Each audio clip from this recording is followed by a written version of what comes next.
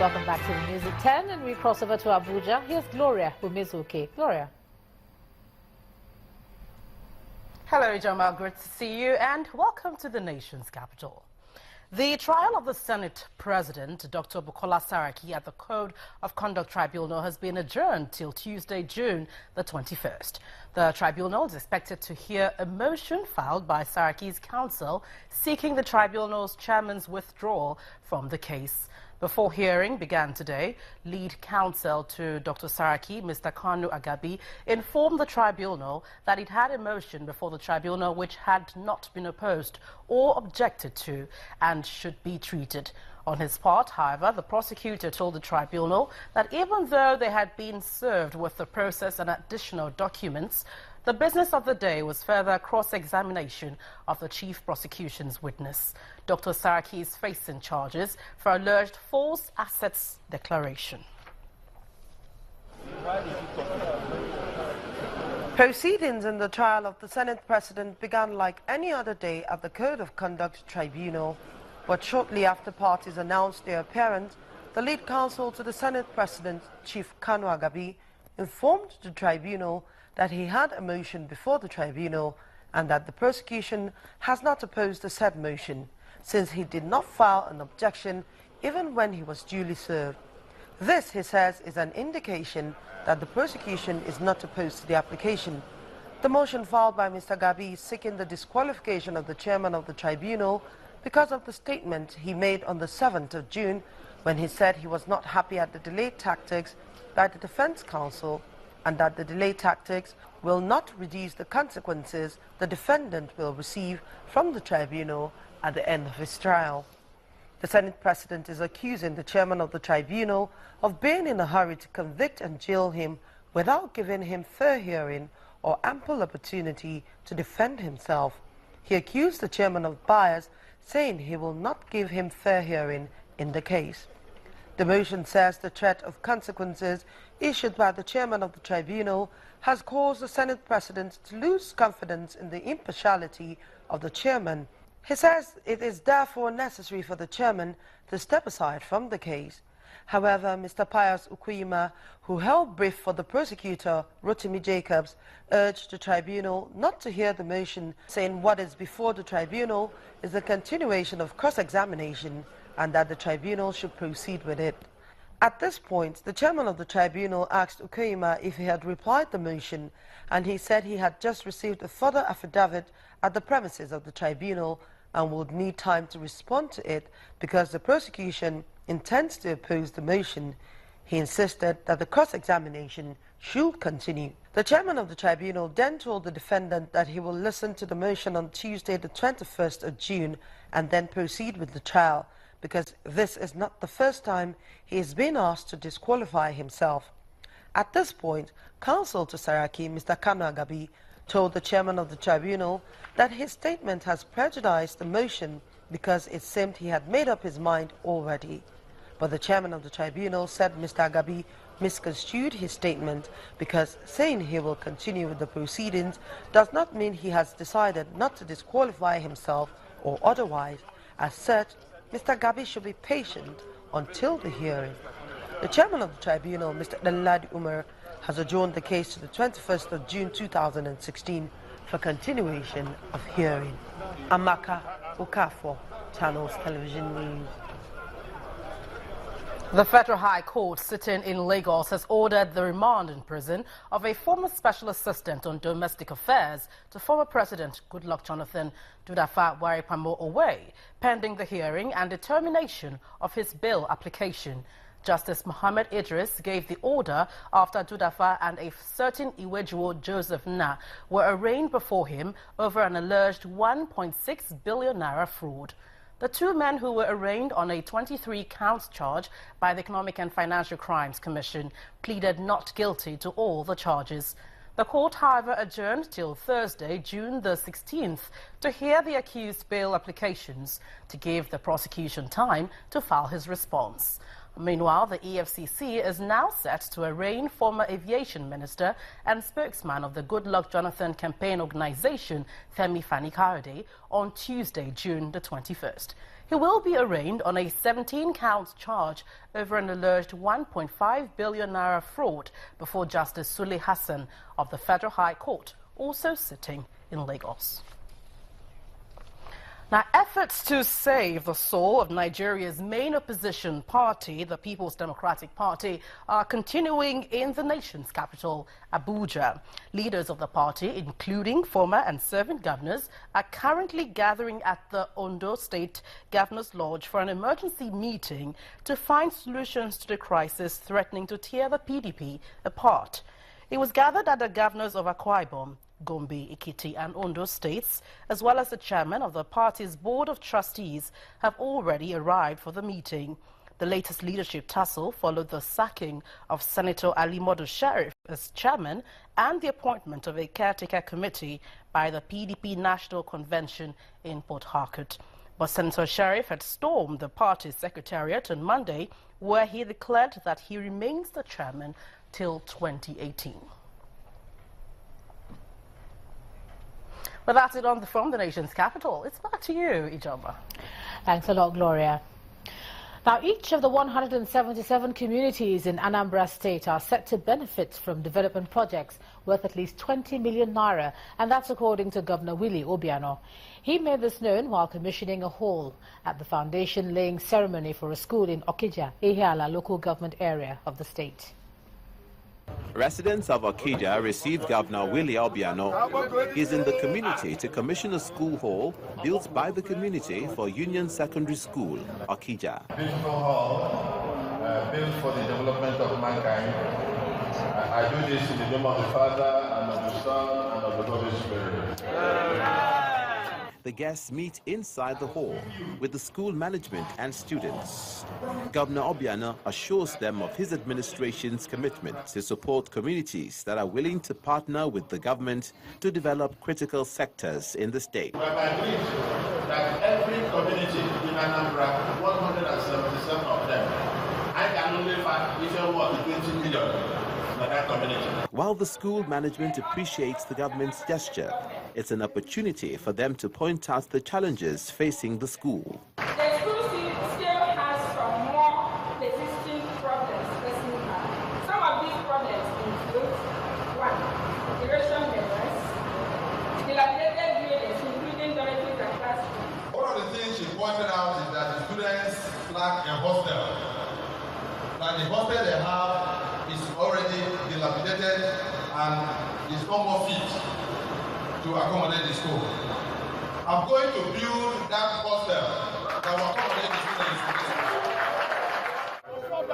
students. From the new school hall, the governor and his entourage moved to the site to perform the groundbreaking for the construction of Jesuit school. This is just the beginning. With peace and security reigning all over the place, this is the safest place to bring your investment to. And investment in education, in hospital, arrangements in industries and what have you, particularly in agriculture, is welcome here, and we are ready for business. Governor Obiano urges other well-meaning citizens to take a cue from Okija people to promote and develop their communities, as well as invest in the future of the children of the state. The menace of street begging, experts say, is a social disorder that poses a challenge to the government and the society. In Nigeria, there are no reliable data as to how many beggars there are on our streets. On our community report tonight, our correspondent Emmanuel Iri takes a look at the situation in Port Harcourt, the River State capital, and what the government is doing about it. Now you're talking.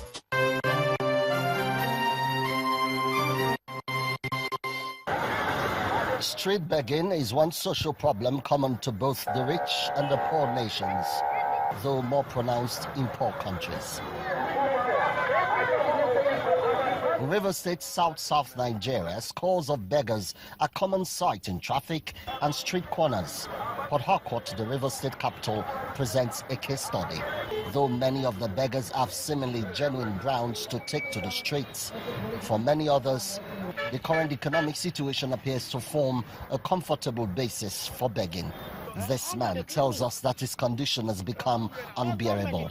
The thing where I buy here now, 1,000. But you know, I did like this before.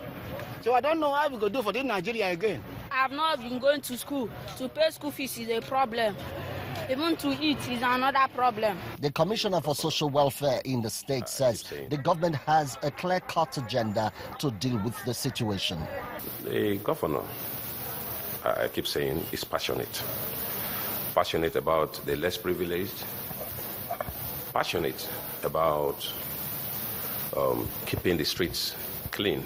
Now, I will first of all take us a bit into the activities of this ministry and to let you know that it goes beyond the destitutes and beggars we see on the streets.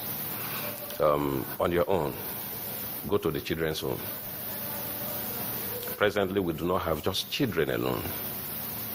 We have pregnant women, young girls below 18, that when we hear they want to traffic, maybe get their children born and sell them or something, we get informations, immediately we go and arrest them. And we take them to the children's home. We keep them there until they deliver, provide every other service or services. And when they deliver, there are people out there wanting children who go there and adopt free of charge and give these children a good life. For him, economic problems are not a legitimate excuse for street begging. No. Economy hits everyone, big and small. You can't do what you're not supposed to do because of the economy.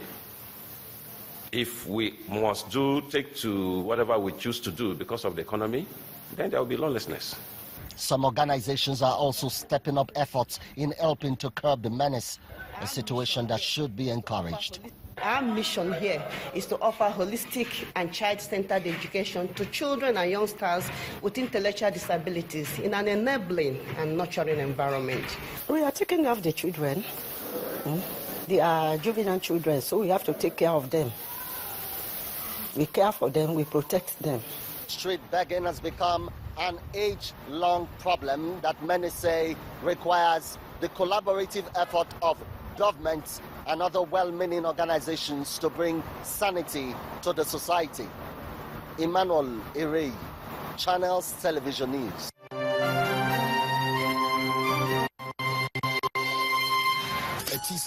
Now you're talking. Let's take a look at some business news for the day. Here's Melinda Akinlami. You first. First Bank.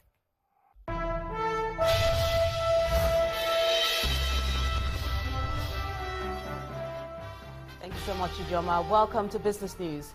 Nigeria's currency traders will meet on Thursday to discuss new Forex guidelines issued by the central bank. The meeting, hosted by the Association of Currency Dealers and the Financial Market Dealers Association, is designed to relaunch the interbank market, which has been trading at a pegged rate.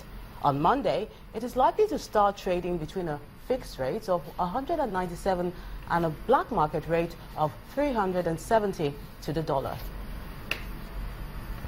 There are expectations that the CBN Forex policy will stop round-tripping in the currency market.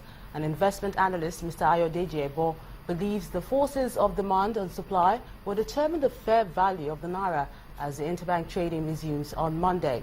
He says investors will be expected to see improved foreign inflow into the country, while transactions which have been stalled will soon be revived. After 2 days of losses, the local bourse rose sharply today, probably reacting to the announcement by the CBN. For the details, here's Harriet Agbain.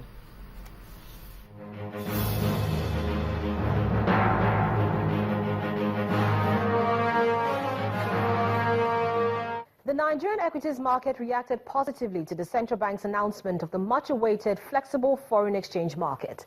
The central bank says the foreign exchange market shall operate as a single market structure via the interbank foreign exchange market and authorized dealers, while the Apex Bank will participate through periodic interventions. Now, at the end of midweek session, the market gained over 290 billion naira, with market capitalization at 9.57 trillion naira. The all-share index surged 3.17% to end at 27,891.96. Banking stocks drove market volume, particularly the shares of UBA, Skybank, and FCMB. 588.42 million shares were exchanged in 5,088 deals, valued at 3.47 billion naira. 36 stocks grew in price, led by NEM Insurance. The equity appreciated 9.52% to 1 naira 15 kobo. University Press Limited, GSK, and Ecobank Transnational Incorporated were the top 3 losers for the day. Those are the day's trading figures. I'm Harriet Agbini.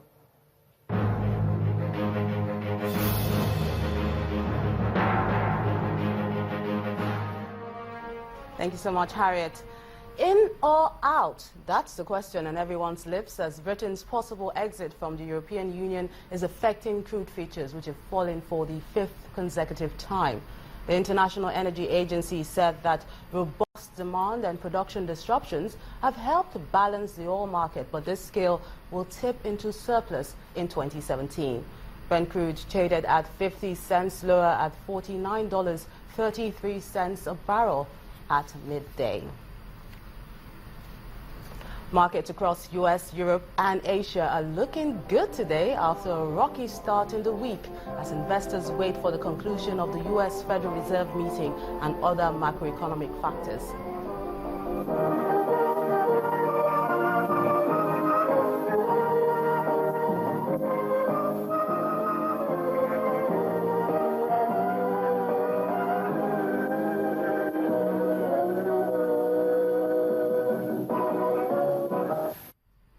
And with those closing global figures, we wrap up business news. Back to you, Joma. You first.